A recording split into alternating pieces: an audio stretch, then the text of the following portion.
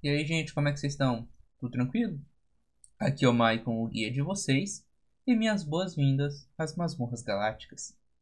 Hoje a gente vai estar começando aquela nossa série de vídeos sobre as espécies jogáveis de Sete Destinos, começando a falar pelos Artios.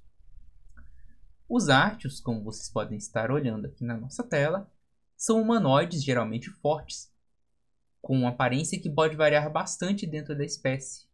Tom da sua pele, as cores do couro, quantidade, aspereza, a forma dessa pelagem que eles possuem, da sua cauda, tudo isso pode variar muito, porém todos eles possuem uma constante, a presença de seus poderosos chifres ou cornos e de seus cascos fendidos.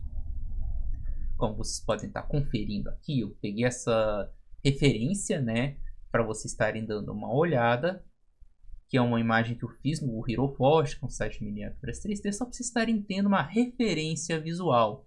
Porém, como eu disse, é muito ampla essa característica física deles. Então, eu trouxe algumas imagens do Pinterest aqui para vocês estarem tendo uma pequena noção do quão diversificado podem ser as características da aparência dos seus personagens, né? Isso é só uma pequena palhinha. Vocês terem essa referência visual de quão diversos eles são. E qual é a origem dos Artios dentro do mundo de Sete Destinos? Da onde eles vieram? O que acontece é que é impossível você falar da história dos Artios sem falar dos Coriquians e da Guerra do Declínio Dracônico. A gente tem o nosso mundo, que é o mundo de Sparte, o continente de Matzoé, que é onde a gente está jogando as nossas campanhas que vocês vão estar acompanhando aqui no canal. Os Artios eles vieram de um outro continente como a principal força militar dos Coriquians quando eles tentaram invadir e dominar o continente de Matzoé, anexando ao seu próprio território. O que acontece é que, segundo os mitos de Gênese desse povo, dos Coriquians, todos eles foram criados por uma grande divindade poderosa através de uma massa feita de grãos de feijão.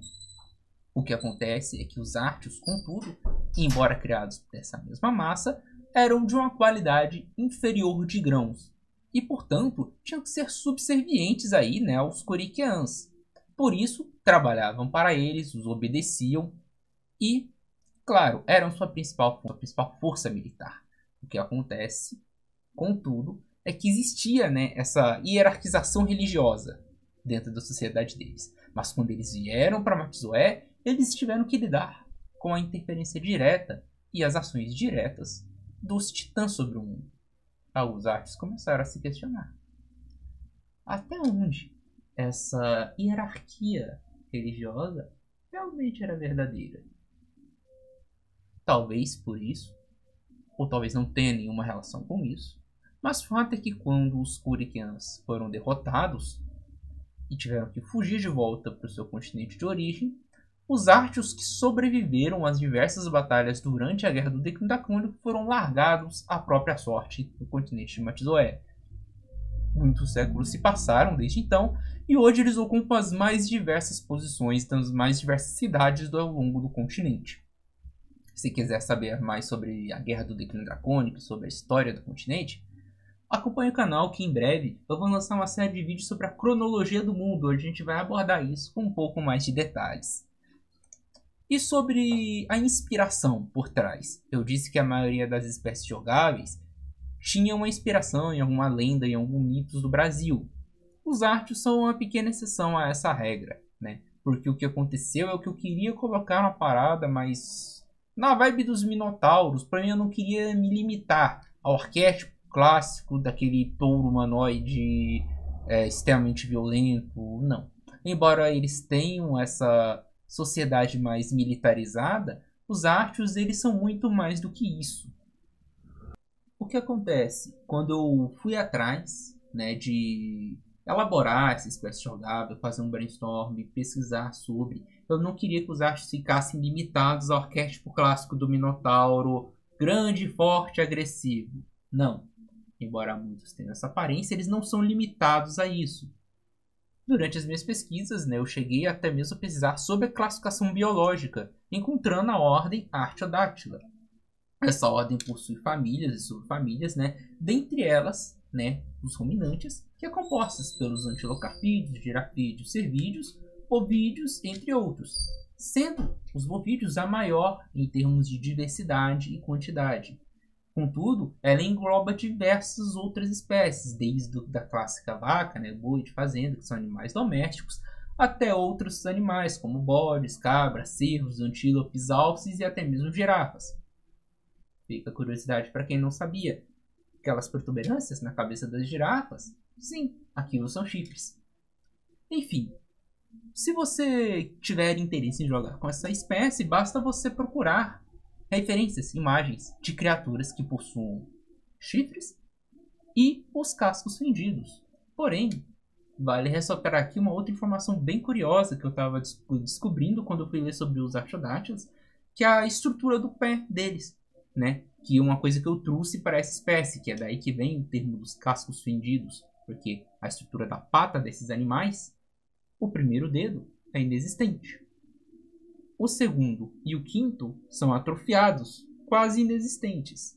Bem difícil de ser notado, ficando ali na parte de trás, e todo o peso do corpo é apoiado no terceiro e quarto dedos, que são protegidos por uma extremidade córnea, que são as unhas, bastante enrijecida e adaptada para esse quesito. Então daí que vem aquela questão dos cascos fendidos que essa espécie possui. Falando agora um pouco sobre as mecânicas, como eu comentei anteriormente, eu estou trabalhando com os atributos livres e geralmente 3 a 4 poderes por espécie. Nos casos dos Artios, eles possuem seus chifres, que podem ser usados como arma, então ele pode dar uma chifrada no inimigo, pode dar uma chifrada.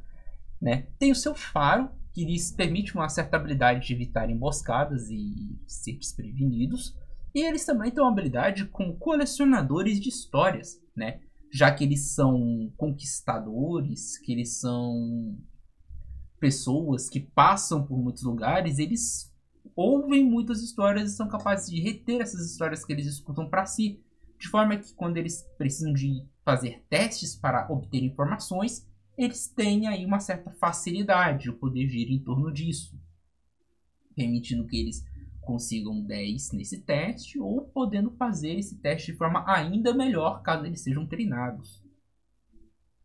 Dessa maneira, eles são uma espécie que, como eu comentei, não quero deixar eles restritos, eles ficam tanto aptos para classes combativas, quanto para classes que não dependem ou não querem depender tanto assim da força bruta, da força física em si. Por fim, eu vou dar aqui para vocês uma dica de motivador de aventura. Por que eu não queria jogar com Artio? Por que eu me tornaria um aventureiro? Uma ideia é que o seu personagem descobriu que sua família, na verdade, vem de uma linhagem de antigos generais e coronéis de guerra. E que, quando eles vieram para Matsué, eles trouxeram uma grande relíquia de família que se perdeu durante a guerra. Seu personagem descobriu uma pista sobre isso e está correndo atrás de recuperar essa relíquia de família. Caso você queira conhecer mais sobre o nosso cenário, sobre o nosso mundo de fantasia, continue aí. Continue conosco e vamos explorar juntos essa masmorra fantástica.